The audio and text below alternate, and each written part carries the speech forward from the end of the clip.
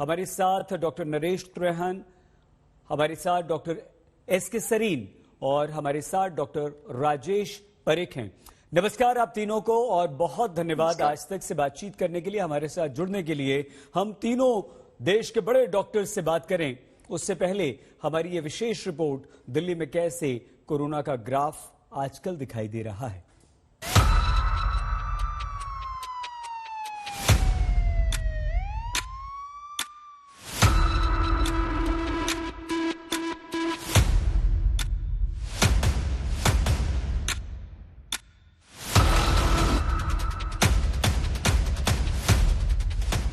तीसरी लहर ने जब से कहर मचाना शुरू किया है, देश में दहशत है।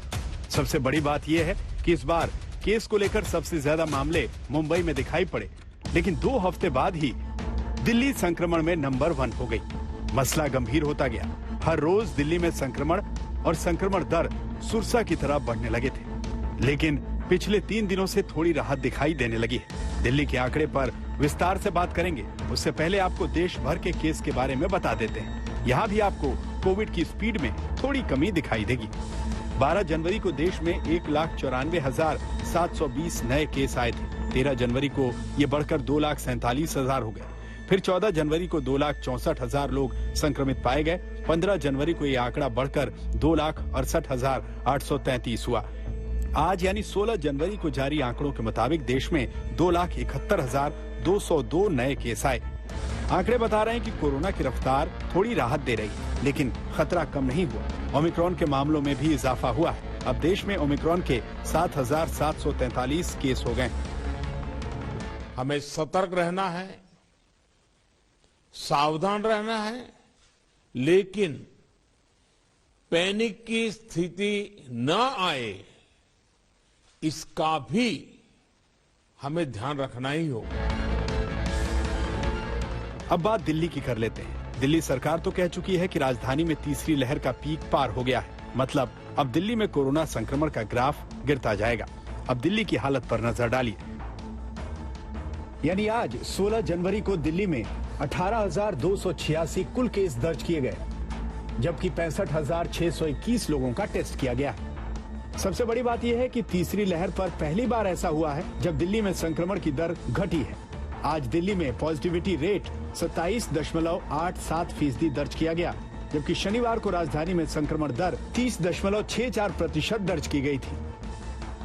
जिस तरीके से कोरोना के मामलों में गिरावट दर्ज की जा रही है, उसमें एक बड़ी वजह दिल्ली में टेस्टिंग की व्यवस्था भी जो है वो कम की गई है। पिछले 24 घंटे में जो 20,000 मामले आए हैं, उनमें तकरीबन 68,000 के आसपास टेस्टिंग जो है वो की गई थी। हालांकि दिल्ली सरकार के स्वास्थ्य मंत्री की माने तो दिल्ली में कोरोना का पीक जो है वो आ चुका है। अब धीरे धीरे कोरोना के मामले जो है वो घटेंगे। हालांकि इसके साथ ही अगर बात की जाए तो दिल्ली में पॉजिटिविटी रेट अभी भी 30% से ज्यादा है, जो एक चिंता का विषय है। आज का आंकड़ा आने से पहले ही दिल्ली सरकार ने भरोसा जताया था कि अब संक्रमण के मामलों में कमी आती जाएगी। देखिए, नाइट कर्फ्यू है, वीकेंड कर्फ्यू है, हमने सारे कहते हैं एजुकेशन इंस्टीट्यूट बंद करे हैं, इवन और किया है, दुकानों के लिए रेस्टोरेंट बंद कर दिए, उनका बिल्कुल असर पड़ रहा है। लगभग 17,000 के आसपास केस आने चाहिए। इससे कमी आएगी। कल 30.6 थी तो उससे कमी रहेगी। अब एक नजर डाल लेते हैं मुंबई के घटते आंकड़ों पर। मुंबई में 7 जनवरी को 20,971 नए केस आए। उस दिन वहां टेस्टिंग हुई थी 72,442।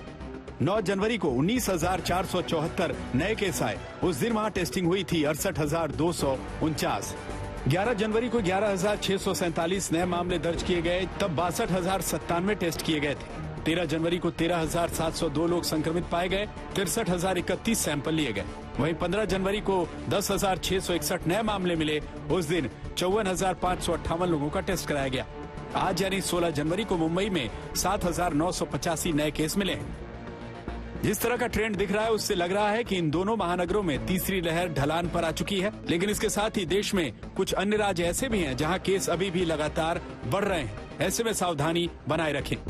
सुशांत मेहरा के साथ पंकज जैन, दिल्ली आज तक। कितना खतरनाक है कोरोना। क्या कोरोना और ओमिक्रॉन की रफ्तार अब थम रही है? ओमिक्रॉन को लेकर बहुत सारे भ्रम हैं। अब क्या दिल्ली मुंबई में ये लहर कम पड़ रही है और दिल्ली में पीक आकर जा भी चुका है या अभी हमें इंतजार करना होगा? ऐसे बहुत सारे प्रश्न हैं। उन सभी के उत्तर जानने के लिए हम सबसे पहले आपको लिए चलते हैं डॉक्टर त्रेहान के पास। डॉक्टर त्रेहान, क्या हम ये माने सर कि दिल्ली में अब जो केसेस आने थे, जो पीक पर हमें जाना था, हम जा चुके, अब यहां से कमी शुरू होगी या अभी हमें थोड़ा और इंतजार करना पड़ेगा सर? तो ये तो एक हमारे को तसल्ली होती है कि कुछ कम नंबर्स कम हुए हैं, पर यह भी याद रहे कि जो ये पीक शुरू हुई थी, जो तीसरी लहर आई है, वो मुंबई से और दिल्ली से शुरू हुई थी, जैसे और पहली दो लहरें भी आई थी। अगर जो हमें ये पक्का विश्वास होना है कि ये वाकई में नंबर्स कम हो रहे हैं और लहर की पीक गुजर चुकी है, हमें एक हफ्ता और वेट करना पड़ेगा। क्योंकि अगर जो 2 हफ्ते कंटिन्यूसली नंबर्स नीचे आते रहे तो ये कंफर्म हो जाता है कि वाकई में लहर कम हो रही है। एक आप ये देखेंगे कि हम रोज सुनते हैं कि कितने लोगों को ये संक्रमण हुआ है जिन्होंने घर पे टेस्ट करके ही अपना डिसाइड उनको डायग्नोसिस मिल गया तो उन्होंने आरटी-पीसीआर कराया भी नहीं। तो ये आंकड़े जो है, इसमें हमें ये ध्यान रखना है कि ये हो सकता है कि जो हमें ऑफिशियल नंबर्स मिल रहे हैं सर, उससे तादाद 2, 4, 5 गुना ज्यादा हो सकती है। ठीक है सर। डॉक्टर सरीन, हमें 2-3 हफ्ते अभी सावधानी बरतनी चाहिए या ये दिल्ली में जो lockdown, Saturday Sunday complete lockdown हो रहा है, उसका असर है, केसेस कम दिखाई दे रहे हैं? देखिए, बॉम्बे में केसेस कम हुए ऐसा लग रहा है, पर यह कहना कि दिल्ली में भी केसेस कम हुए हैं, उसमें जैसे डॉक्टर त्रेहान कह रहे हैं, उसमें जरूर हमें थोड़ा वेट करना पड़ेगा। बॉम्बे और दिल्ली में एक अंतर है। बॉम्बे के अंदर इतनी ठंड नहीं जितनी दिल्ली में। दिल्ली में इसलिए पेशेंट्स जो हैं, फॉग ज्यादा है और वायरस का रहना काफी समय तक इन द एयर पॉसिबल है। दूसरा, अभी पॉजिटिविटी रेट करीब 1 in 3 है, मतलब जितने आप टेस्ट कर रहे हैं 30% पॉजिटिव है, और बहुत सारे तो हम टेस्ट ही नहीं कर रहे हैं, जो उनके घर के कॉन्टैक्ट्स हैं या जो सेकंड टाइम है उनका नहीं है।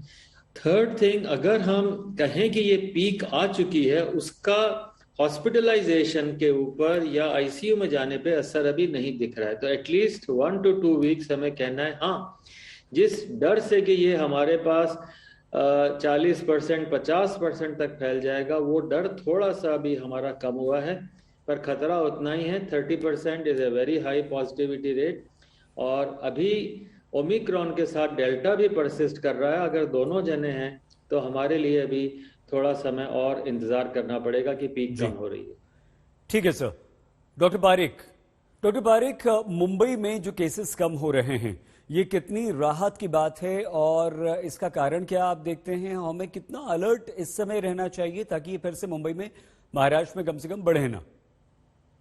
सही जी, ये तो बहुत बड़ी खुशी की बात लग रही है कि बम्बई की लहर अभी कम हो रही है, लेकिन हमको ये याद रखना चाहिए कि ये लहर किधर भी जब कम हुई है तो एकदम सीधी तरह से नहीं आती। हमको दूर से लगता है ये सीधी तरह से आती है, लेकिन इसमें भी थोड़े ऊपर नीचे होता है। अगर हमको समझना है कि बम्बई में अभी क्या हो रहा है या दिल्ली में क्या हो सकता है, तो उसके लिए हमको जरा बाहर निकल के साउथ अफ्रीका पे देखना चाहिए, क्योंकि जो अभी हम ट्रेंड देख रहे हैं बम्बई में या शायद दिल्ली में, वो बिल्कुल साउथ अफ्रीका के जैसे हैं। तो साउथ अफ्रीका में यही लक्षण थे कि उनकी जो लहर आई थी वो जल्दी से ऊपर गई और जल्द से नीचे आई, लेकिन नीचे आते आते थोड़ा ऊपर नीचे होता है। तो अगर वो उदाहरण हम लोग ले लेंगे तो बहुत ही खुशी की बात है कि बम्बई की लहर अभी नीचे आ जाएगी और शायद 2 या 3 हफ्ते में बिल्कुल नीचे आ जाएगी। लेकिन जो आपका तीसरा सवाल था कि हमको सावधान रहना है, तो बिल्कुल ही सावधान रहना है, क्योंकि हमको देखना चाहिए अगर ऐसे हो सके कि बहुत ही लोगों ने होम किट्स खरीद लिए, वो तो पता चलता है, और वो होम किट्स पर टेस्ट करके घर पे बैठते हैं, किसी को रिपोर्ट नहीं करते हैं, तो उसके वजह से भी लहर नीचे आ सकती है, ऐसे हमको लगता है। तो ये देख के हमको शायद 1 हफ्ते में बिल्कुल पता चलेगा कि ये सचमुच साउथ अफ्रीका के जैसे हो रहा है या होम किट की वजह से लग रहा है। डॉक्टर पारिक, बिल्कुल वही बात डॉक्टर त्रेहन ने जो कही है, और आप दोनों और डॉक्टर सरीन भी कहीं ना कहीं ये मानते हैं कि बहुत जल्दबाजी है, अभी हमें इंतजार करना होगा। लेकिन डॉक्टर त्रेहन, एक भ्रम की स्थिति ओमिक्रॉन को लेकर बहुत ज्यादा है। ज्यादातर हमारे देश के लोग, हम लोग ये सोच रहे हैं, आम इंसान, कि ये तो सर्दी जुकाम है, इसमें कुछ होना नहीं है, हॉस्पिटलाइजेशन होना नहीं है, आप अपने घर में रहिए, आराम से ठीक हो जाइए। सर, ये भ्रम हम कैसे दूर करें? कुछ हद तक तो ये बात सही है कि जिनकी 2 डोजेस लग गए हैं और भी लोग जिनको हो गया है ऑलरेडी कोविड, उनमें अगर जो अभी भी सेकंड इन्फेक्शंस हो रहे हैं, पर वो जो है वो बहुत माइल्ड सा लगता है। पर ये हमें बिल्कुल गलत फहमी में नहीं होना चाहिए कि इसको, जिसको कहते हैं ये बेनाइन है, इससे डरना नहीं, क्योंकि काफी लोग हॉस्पिटल में भी आ रहे हैं। हमारे पास भी मेदांता में आज के दिन 30 से ज्यादा आईसीयू में पेशेंट्स हैं और 100 से ज्यादा पेशेंट्स वार्ड्स में। तो इसका मतलब ये नहीं है कि सारे बेनाइन है। इसीलिए जो स्पेशली जो लोग हैं, बच्चे और बुजुर्ग और कोमॉर्बिडिटी वाले, उनको तो और भी ज्यादा सतर्क रहना है। अगर जो हम ये अपने जो हमें ये शील्ड लगाई है हमने अपने आसपास, उसको हम छोड़ देंगे तो इससे बहुत नंबर बढ़ सकते हैं और हमारे हेल्थ केयर सिस्टम पे लोड बहुत ज्यादा हो सकता है। तो ये मास्क को अभी नहीं छोड़ना है जी। अभी आने वाले 4-6 हफ्ते तक हमें मास्क तो जरूरी ही पहनना है और क्राउडेड स्पेसेस में नहीं जाना। तो जैसे आपने कहा कि दिल्ली में लॉकडाउन हो रहा है वीकेंड पे, उससे कुछ फायदा हो रहा है? जरूर फायदा होगा, क्योंकि सैटरडे संडे को लोग बहुत क्राउड में मार्केट में जाते थे और इससे इकोनॉमिक स्ट्रेन तो पड़ेगा लोगों के ऊपर। पर इसका ये है कि ये 2-3-4 हफ्ते में अगर जो हम बच जाएं इस लहर से, तो वो बहुत अच्छा रिटर्न मिलेगा हमें। तो इसीलिए सतर्क रहना है, मास्क और जो कोविड बिहेवियर उसको 100% करना है, और जिन्होंने टीकाकरण नहीं किया उनको इमीडिएटली जाके लगवाना है, क्योंकि ये बिल्कुल सबूत ये हो गया कि जिनको लगा है वो बच जाते हैं, जिनको नहीं लगा उनको बहुत सीरियस इंफेक्शन हो सकती है। ये बहुत इंपॉर्टेंट बात है डॉक्टर त्रेहन, जो हम समझ नहीं रहे हैं कि वैक्सीन ही बचा रही है इस वक्त। डॉक्टर सरीन, ये और कंफ्यूजन जो हम डॉक्टर त्रेहन से पूछ रहे थे, उसी दिशा में आगे बढ़ते हुए अब ये भी हो गया है कि लोग 3-4-5 दिन घर में रहते हैं, उनकी तबीयत ठीक होती है और वो बाहर निकल जाते हैं, टेस्ट नहीं करवा रहे। ये कितना डेंजरस है सर? क्योंकि उन्हें लगता है कि हम 3 से 5 दिन में अब ठीक हो जा रहे हैं और अब अगर टेस्ट करवाएंगे तो नेगेटिव आएंगे, और वो बाहर जाकर क्या स्प्रेडर बन रहे हैं सर? 3-4 बातें। पहले तो जैसे ILBS में जितने टेस्ट आ रहे हैं, अगर हॉस्पिटल में पेशेंट आया या अटेंडेंट आया तो लगभग 45 से 50% पॉजिटिविटी है, हाफ ऑफ देम। दूसरा, अगर आप PCR करते हैं और रैट टेस्ट करते हैं, उसमें भी अंतर है। PCR की पॉजिटिविटी ज़्यादा है और आज की जो रैट टेस्ट किट्स हैं उनमें पॉजिटिविटी कम है, तो एक्चुअल पॉजिटिविटी काफ़ी ज़्यादा हो सकती है। दूसरा, ये 3 से 5 दिन जो है, ये US और UK में इसलिए उन्होंने शॉर्ट कर दिया पीरियड, और सेकंड टेस्टिंग को भी उन्होंने इतना गंभीरता से नहीं लिया, क्योंकि वर्क फोर्स, हॉस्पिटल में काम करने वाले doctors, nurses, health care workers बहुत कम हो गए। तो उन्होंने कहा कि भाई आप अगर 5-7 दिन है तो 5वें दिन अगर आप नेगेटिव हो तो आप जा सकते हैं। पर ये सच्चाई पूरी तरह से ठीक नहीं। कई स्टडीज, इनफैक्ट अभी कल एक स्टडी जापान से आई है जिसमें उन्होंने कहा है कि वायरस 10 दिन तक, ओमिक्रॉन 10 दिन तक रह सकता है, 2/3 के अंदर, 2/3 में 5 से 6 दिन में, पर 1/3 के अंदर ये 10 दिन तक रह सकता है। तो अगर वायरस 10 दिन तक रह रहा है तो मुझे लगता है कि हमें 7 दिन तो मिनिमम अगर टेस्ट कराना जरूरी नहीं हो, मेरे विचार से जरूरी है कि आप नेगेटिव हो उसके बाद ही निकलें। पर गाइडलाइंस ICMR की नहीं है, बट होना ये चाहिए कि आप अगर पॉजिटिव हैं और आप बाहर जाएं तो औरों के अंदर स्प्रेड कर सकते हैं। और तीसरी बात, लक्षण जो है बहुत ऐसा नहीं है कि माइल्ड है। हमारे यहाँ कई डॉक्टर जिनको दोनों डोज लग चुकी, उनको ओमिक्रॉन भी हुआ, उनको डेल्टा भी हुआ, उनको भी ओमिक्रॉन हो गया।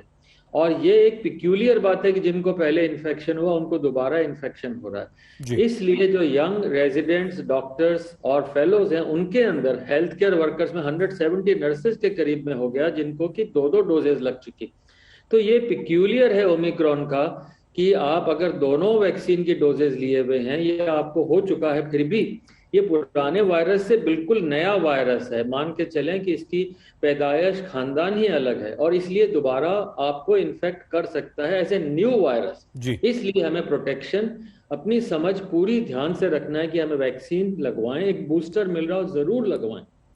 मैं कहूंगा हर हेल्थ केयर वर्कर आज ही जाके, कल ही जाके सारे अपने बूस्टर्स लगवाएं। बूस्टर से बहुत फायदा है और सेल्फ लॉकडाउन, डबल मास्क हमेशा पहने रखें बचने के लिए।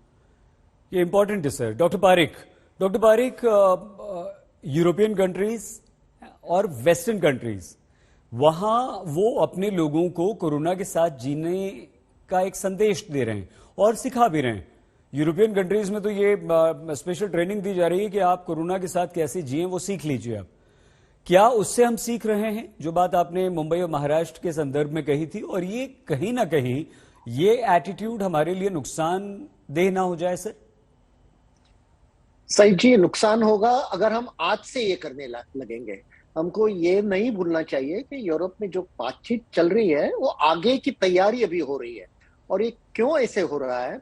क्योंकि जब हम इतिहास को देखते हैं तो पहले भी जैसे इन्फ्लुएंजा पैंडेमिक थी 100 साल पहले, जिसमें 3 लहरें आई थी, वो 3 लहरों के बाद इन्फ्लुएंजा तो चला नहीं गया। उसके 2 वेरिएंट आज भी है। H1N1 का जो स्ट्रेन है जिससे 6.5 लाख लोगों की मौत होती है हर साल दुनिया में, और 100 साल पहले का जो इन्फ्लुएंजा पैंडेमिक का स्ट्रेन था उसका ही एक वेरिएंट है। तो यूरोप में क्या हो रहा है सैयद जी कि आगे की तैयारी हो रही है कि अगर इसको जो एंडेमिक हम बोलते हैं कि रहेगा कम लेकिन कभी ना कभी आ सकता है, तो उसकी तैयारी हमको अभी बाद में सोचना है। अभी तो अगर वो हम नहीं कर सकते हैं। दूसरी बात यह है कि WHO के डायरेक्टर जनरल ने 1 महीने पहले सबसे कहा था सावधान रहना, माइल्ड वेरिएंट नहीं समझना। अस्पताल में कोई फर्क नहीं है। हमारे जसलोक अस्पताल में अभी 60 लोगों की वेट लिस्ट है और 300 बेड्स है हमारे अस्पताल में एडमिशन के लिए। हमारी आईसीयू फुल है। तो जो ये टेस्टिंग पे लग रहा है कि लहर नीचे जा रही है, वो हॉस्पिटल में साफ साफ हमको नहीं दिखाई दे रहा है। और फाइनली सैयद जी, हम लोग सब ओमिक्रॉन की ही चर्चा कर रहे हैं। हमको ये कभी भी नहीं भूलना चाहिए कि दूसरी बीमारियां कहाँ भी नहीं चली गई है, वो भी है, वो साथ साथ आएंगे। और दुनिया में हर रोज 1 लाख लोगों की मौत होती है। कैसे होती है? Cardiovascular disease, cancer, diarrhoea, malaria, tuberculosis, depression, वो सब तो है ही। और इसमें एक बड़ा डेंजर क्या है सैयद जी कि जैसे अभी हमारे हॉस्पिटल भर गए हैं, तो समझो 2 बजे सुबह को किसी को हार्ट अटैक आ गया। हार्ट अटैक तो ज्यादा करके रात को आते हैं, उसको बेड नहीं मिलने वाला है। और दूसरी लहर में ज्यादा मौत दूसरी बीमारियों से हुई थी क्योंकि उनको बेड नहीं मिल रहा था। तो ओमिक्रॉन पे ध्यान रखना अच्छी बात है, लेकिन हमारा ध्यान दूसरी बीमारियों से बाहर नहीं निकलना चाहिए। इंपॉर्टेंट है डॉक्टर पारिक।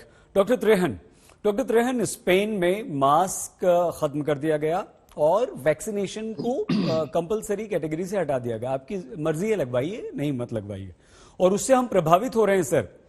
तो डॉक्टर त्रेहन, हमारे देश और यूरोपियन कंट्रीज, जहां स्पेन के अलावा भी दूसरी कंट्रीज जहां पर सख्ती कम की जा रही है, दोनों में फर्क क्या है? और अगर हम उन लोगों का अनुसरण कर रहे हैं तो ये हमारे लिए कितना घातक और खतरनाक हो सकता है सर? देखो, ये समझो बात को। अब सब यही कह रहे हैं, डॉक्टर सरीन और डॉक्टर पार्क ने भी एक बोला कि हमें सीखना जरूर है कि दुनिया में क्या हो रहा है, पर उनको ब्लाइंडली फॉलो नहीं करना है। क्योंकि एक तो हमारी डेमोग्राफिक्स डिफरेंट है।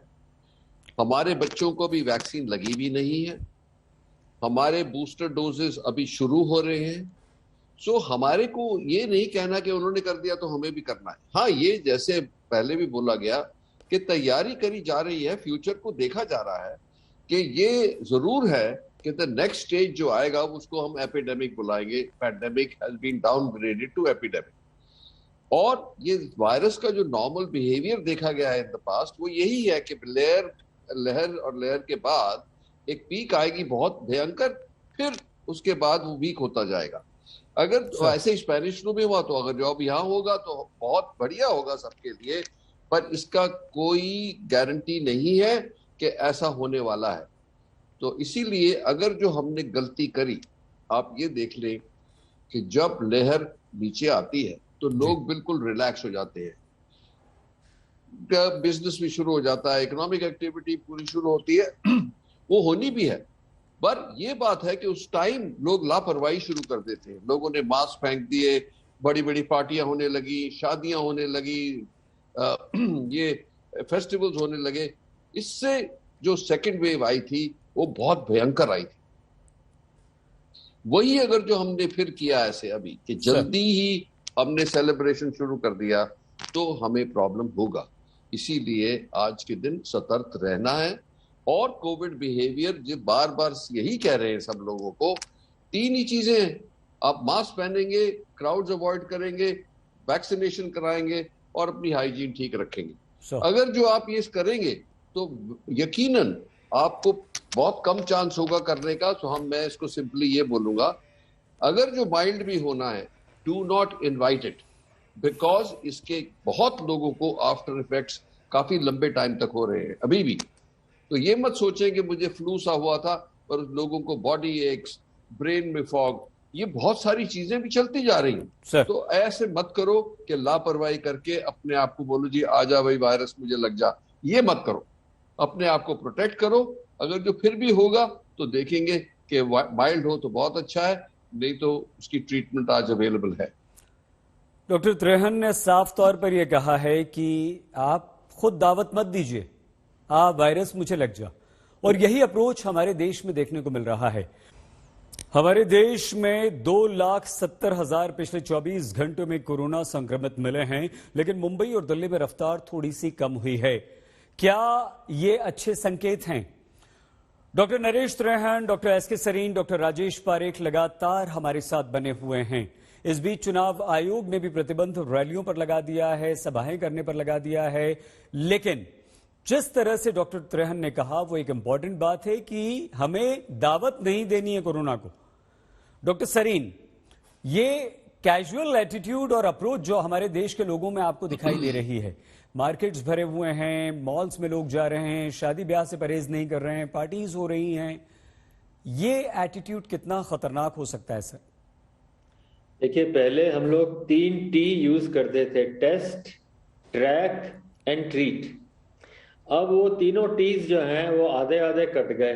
टेस्टिंग कम हो गई, ट्रैकिंग कम हो गई, ट्रीटमेंट ज्यादा है नहीं। तो लोग सोचते हैं हम कुछ है नहीं तो हम क्यों नहीं कर ले, पर वो ये भूल जाते हैं कि ओमिक्रॉन डेल्टा से भी करीब 13 गुना ज्यादा फास्ट स्प्रेड है, सुपर स्प्रेडर वायरस है, क्योंकि upper part of the throat में रहता है और जल्दी से स्प्रेड करता है।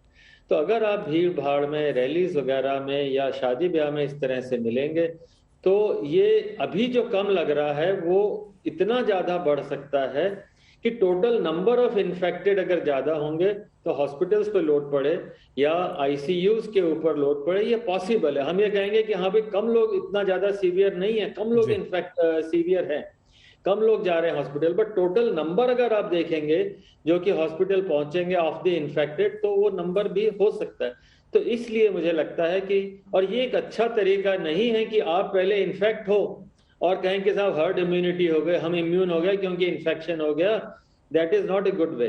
तो इसलिए ये दोनों अप्रोच हमारे लिए कि भीड़ भाड़ में जाना, इन्फेक्ट होकर के इम्यूनिटी लेना एक उचित माध्यम नहीं है। हमें हर हालत के अंदर वैक्सीन लगवानी है। और वैक्सीन में 2 प्रॉब्लम्स और हैं जो मैं ध्यान दिलाना चाहूंगा। अगर आप स्मोकर हैं या ओवरवेट या कोमॉर्बिडिटी है, डायबिटीज या वह, उनमें वैक्सीन की एफिकेसीज कम है। तो ऐसे लोग जो कि 60 से ऊपर हैं या कोमॉर्बिडिटी है या स्मोकर हैं, वो जरूर अपने बूस्टर लगवाएं और ध्यान रखें कि आप खुले में इस तरह से ना घूमें और ना मिलें। और तीसरा है, अगर आपके परिवार में, जैसे आप खुद घर पे आए और बाकी के परिवार के लोग अनवैक्सीनेटेड हैं, तो 100% उनके अंदर इन्फेक्शन हो रहा है। तो इसलिए आप वैक्सीनेट होंगे तो आपके अंदर माइल्ड डिजीज होगी और आपका स्प्रेड दूसरों में 50% घट जाएगा। इसलिए सारे परिवार को वैक्सीनेट करा के रखें। ध्यान रहे, अभी यूके का जो डेटा है उसमें 1 ईयर से कम बच्चे, उनमें 40% के अंदर इन्फेक्शन पाया गया, जो कि 1 साल से छोटे हैं। तो इसलिए हमारे लिए एक प्रॉब्लम हो सकती है कि जब स्कूल खुले या स्कूल में जाने वाले बच्चों के अंदर जिनमें हमारे पास अभी टीका बहुत लोगों में नहीं लगा है, उनके अंदर अगर इन्फेक्शन होने लग गया तो प्रॉब्लम है। आज 1 साल पूरा हुआ, हम बधाई देते हैं कि ये आज 1 ईयर भारत ने कंप्लीट किया 16 जनवरी से, पर अभी बहुत लंबा रास्ता है, miles to go before we sleep. बिल्कुल ठीक है सर। डॉक्टर पारिक, WHO ये कहता है कि हमें जो रिस्ट्रिक्शंस हैं उनमें कमी नहीं करनी है, अगर हम बढ़ाएं नहीं तो कम से कम उन्हें मेंटेन करें, और सेल्फ रेस्ट्रिक्शंस की तरफ भी उन्होंने कहा, क्योंकि वो इसे एक अदृश्य वायरस बता रहे हैं। ये असर हमारे देश पे क्यों नहीं डॉक्टर पारिक दिखाई दे रहा है? देखिए सही जी क्या है, यहाँ बंबई में भी बहुत लोग बातचीत करते हैं, मुझे फोन करते हैं कि देखो यूरोप में ऐसे हुआ है, हमको भी ये करना चाहिए। और जैसे डॉक्टर त्रेहान, डॉक्टर सरीन ने बताया, मैं भी उनको यही चीज कहता हूँ कि यूरोप और इंडिया की सिचुएशन बहुत ही अलग है। ये लोग देखते नहीं है। यूरोप का पॉपुलेशन हर देश का, स्पेन का समझो, छोटा है, दूसरा यूनिफॉर्म है, वहां एक त्योहार होता है क्रिसमस का। हमारा पॉपुलेशन बड़ा है, बहुत ही डाइवर्स है, यहाँ कितने त्योहार होते हैं साल में, और सबसे बड़ी बात यह है उनका इलेक्शन, एक छोटा इलेक्शन होता है। हमारा इलेक्शन हर स्टेट में इतनी पार्टियां हैं, इतनी धूमधाम से होता है, तो बहुत ही फर्क है। तो ये तो लोग सोचते नहीं है कि उन देशों में और हमारे में कितना फर्क है।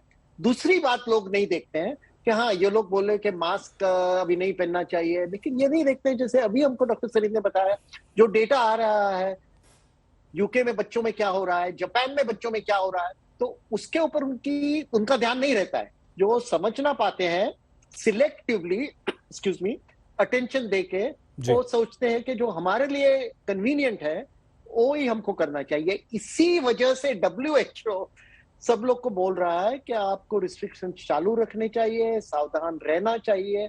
तो ये इतना कॉन्फ्लिक्टिंग एडवाइस नहीं है WHO का और लोकल गवर्नमेंट्स का। WHO का एडवाइस दुनिया के लिए है, और वो एडवाइस को हर देश अपनी डेमोग्राफिक्स देख के, अपना इन्फेक्शन रेट देख के, अपना हॉस्पिटलाइजेशन देख के, अपनी बेड कैपेसिटी देख के मॉडिफाई करता है। तो जो यूरोप कर रहा है, कोई छोटा देश स्पेन कर रहा है, उसके पीछे हम भागेंगे तो बहुत ही खतरनाक है। सही जी, बिल्कुल सर। डॉक्टर त्रेहन, हमारे देश के लोगों में एक और इस तरह की बात देखी जा रही है। वो ये कहते हैं कि हमारी पॉपुलेशन के हिसाब से जो इन्फेक्टेड आंकड़ा अभी आ रहा है, डेटा है, वो कुछ नहीं है। हम क्यों डरें? क्योंकि हॉस्पिटलाइजेशन नहीं है। सर, कहीं ना कहीं आपको ऐसा लगता है, क्योंकि ये अभी आंकड़ा बहुत ऊपर जाने की चेतावनी आप एक्सपर्ट्स दे रहे हैं, हॉस्पिटलाइजेशन ज्यादा होगा, आगे चल के दिक्कत हो सकती है अगर आज हम नहीं रुके, नहीं संभले तो? ये चीज बहुत जरूरी है समझनी कि जो लोग यंग हैं, जिनको 2 डोज लग गए और बहुत सारे उनको इन्फेक्शन भी हुआ जी, वो सोचते हैं कि मैं इम्यून हूं, अब मैं जाके अपनी पार्टी से रुकना नहीं चाहते, वो अपना सोशलाइजेशन रखना ही चाहते। अब मैं आपको कितने जनों की बात बताऊं कि उनको तो हुआ, पर वो रहते हैं, उनके घर में बच्चे हैं और उनके घर में बुजुर्ग हैं। उन्होंने अपनी सेल्फिशनेस के लिए अपने बच्चों को और बुजुर्गों को इन्फेक्ट किया। वो लोग हॉस्पिटल में हैं, और बच्चों का तो ये जो आजकल जो तादाद बढ़ती जा रही है, और हम मेडिकल फ्रेटर्निटी को ये सबसे बड़ा खतरा लगता है कि अगर जो हम ये लापरवाही करते और बच्चों जिनका कोई कसूर नहीं है उनको इन्फेक्ट करेंगे अपने घर पे, तो हमारे हिंदुस्तान में इतनी ज्यादा फैसिलिटीज ही नहीं है बच्चों के लिए। तो ये कोई टाइम नहीं है बहादुरी दिखाने का। मेरा तो ख्याल ये बेवकूफी होगी। अगर जो बेवकूफी दिखाने का टाइम नहीं है, ये टाइम है आपको 4-6 हफ्ते अगर जो सतर्क रहना है, तो कौन सी दुनिया पलट जाएगी। हमने 2 साल से इसको लड़ रहे हैं। इसीलिए मैं बार बार यही कहूंगा कि इसमें टेक्निकलिटी जो हम समझते हैं कि क्या क्या है और क्या क्या अभी भी खतरा है कि और भी वेरिएंट्स आएंगे। जैसे फ्रांस में एक IHU अभी ऑलरेडी नेम किया गया है सर। तो अगर जो हम इसको इनवाइट करेंगे और जितने लोगों को इन्फेक्शन होगा, उतना ही चांस है कि वायरस मल्टीप्लाई करके और वेरिएंट्स बनाएगा। तो ये इसमें तो मुझे कोई अकल समझ नहीं आती कि किस तरीके की बहादुरी दिखाओगे आप। एक तो वैक्सीन लगवाओ जिसने नहीं लगवाई, बूस्टर लगाओ जिसकी टर्न आ गई है, कितने सारे हेल्थ केयर वर्कर्स डाउन है। अमेरिका में आपको पता है कि 2-2 हजार फ्लाइट्स एक दिन में कैंसिल हो रही हैं, आधे आधे हॉस्पिटल की वार्ड्स बंद करे जा रहे हैं क्योंकि स्टाफ ही नहीं है। यूके में भी यही हाल है। हम चाहते हैं कि हमारे को ये जानते हुए कि ऐसा हो सकता है, अगर जो हम अपने ऊपर ये मुसीबत लाएंगे तो इसमें कोई होशियारी नहीं है। सर, बहुत सख्त शब्दों में डॉक्टर त्रेहन आपने ये सारी बातें कही हैं और आपने ये भी कहा कि बेवकूफ़ी हम कर रहे हैं। डॉक्टर सरीन, हम अपने बच्चों के प्रति भी लापरवाह हो गए हैं, क्योंकि बच्चों को भी हम ये मान रहे हैं कि फ्लू हो गया, सर्दी जुकाम हो गया, हल्का सा बुखार आया, ठीक हो जाएंगे। क्या आफ्टर इफेक्ट्स हो सकते हैं हम जानते ही नहीं। ये इसे हमें कितना सीरियसली सर लेना है? देखिए, बच्चों के इन्फेक्शंस जो हैं पहले डेल्टा या वुहान वायरस में इतने ज्यादा नहीं थे जितने ओमिक्रॉन में हैं। इसके दो कारण हैं, क्योंकि वायरस अगर एडल्ट्स के अंदर जो वैक्सीनेटेड हैं या प्रायर एक्सपोज्ड हैं उसके अंदर इतनी देर मल्टीप्लाई नहीं कर सकता। वही एडल्ट जब घर जाता है और वो वायरस बच्चों को जिनमें वैक्सीन नहीं लगा, अनप्रोटेक्टेड हैं, जिनकी इम्यूनिटी लो है, तो वायरस फटाफट उनके अंदर मल्टीप्लाई करता है। इनफैक्ट वहां म्यूटेट कर सकता है, नए वायरस जो हैं बच्चों से निकल सकते हैं। ये एक बहुत बड़ा खतरा कई साइंटिस्ट यूएस में मानते हैं। तो पहला, बच्चे अनप्रोटेक्टेड हैं और उनमें इन्फेक्शन आप ला सकते हैं, या वो जब बाहर जाएं तो उन्हें हो सकता है। दूसरा, वायरस म्यूटेट कर सकता है। तीसरा, कई कंट्रीज के अंदर तो वैक्सीन 5 साल के बच्चों तक मिल रहा है, हमारे यहाँ सिर्फ 15 साल तक है। हम कब हमारे 15 से नीचे वाले बच्चों को वैक्सीन दे पाएंगे, ये संभव नहीं। तो मुझे लगता है कि इस साल समर तक, एटलीस्ट नेक्स्ट 6 मंथ्स तक बच्चों को हमें बहुत ध्यान से रखना है। अगर उन्हें स्कूल किसी एग्जाम के लिए भेजना भी है तो एक स्पेशल मेथड हो कि एक बबल टाइप हो जिसमें वो जाएं और वहां से वापस आएं, उनके टीचर्स भी प्रोटेक्टेड हों। और अगर ये इनको जाना जरूरी है एक्सपेरिमेंट से किसी के लिए, तो एक स्पेशल ग्रुप हो जो कि सारे के सारे बाहर से एक्सपोजर लेके ना आए। तीसरा, अगर बच्चों में इन्फेक्शन है, हमारे हालांकि टास्क फोर्स जिसमें मैं और डॉक्टर रेहान काम करते थे सुप्रीम कोर्ट की, उसमें बहुत सारे सेंटर्स ऑफ एक्सीलेंस या कंट्री के अंदर पीडियाट्रिक यूनिट्स बनाने का बहुत सारा प्रोविजन है। पर फिर भी हम लोगों को ये एहतियात रखना है कि बच्चों के बारे में हमारा कोविड का एक्सपीरियंस लिमिटेड है, ड्रग्स लिमिटेड है, प्रोटेक्शन एंड बच्चे बहुत समझदार हैं। उन्हें आप कहेंगे कि मास्क लगाइए तो लगाए रखेंगे। ये बहुत जरूरी है कि हम बच्चों को समझा के रखें। और लास्टली, अगर बच्चे में आज कोविड है, उसका लॉन्ग टर्म क्या इफेक्ट होगा उसके माइंड पे, उसकी साइकी पे, उसकी लाइफ में, ये अभी तक नहीं मालूम है। उसकी साइकोलॉजी कैसे डर के रहेगी पूरी जिंदगी। तो इसलिए हमें उन्हें बचाना जरूरी है, उनको इन्फेक्ट नहीं होने देना। हम बेवकूफ़ी कर रहे हैं, हम कैजुअल अप्रोच अपना रहे हैं। डॉक्टर त्रेहन, डॉक्टर सरीन बहुत सख्त शब्दों में कह रहे हैं कि काफ़ी नुकसान हो सकता है। डॉक्टर परीख, 2,71,000 से ज़्यादा पिछले 24 घंटों में, 15.5 लाख से ज़्यादा एक्टिव केस और 8,000 के लगभग ओमिक्रॉन। हर रोज 2,500-3 हजार केसेस बढ़ रहे हैं जो रिपोर्ट हो रहे हैं। न जाने डॉक्टर पारीक कितने होंगे जो रिपोर्ट नहीं हो रहे। ये आने वाला 1 हफ्ता 2 हफ्ता, और जो डॉक्टर त्रेहन बोल रहे हैं कि आप 4 से 6-8 हफ्ते अगर घर में बैठ जाएंगे तो कुछ नहीं बिगड़ेगा, बचा लेंगे अपने आप को, अपने बच्चों को, अपने पेरेंट्स को, अपनी फैमिली को। ये कितना खतरनाक है, आगे कितना खतरनाक हो सकता है, जिसकी सीरियसनेस को हम समझ नहीं रहे हैं डॉक्टर पारीक।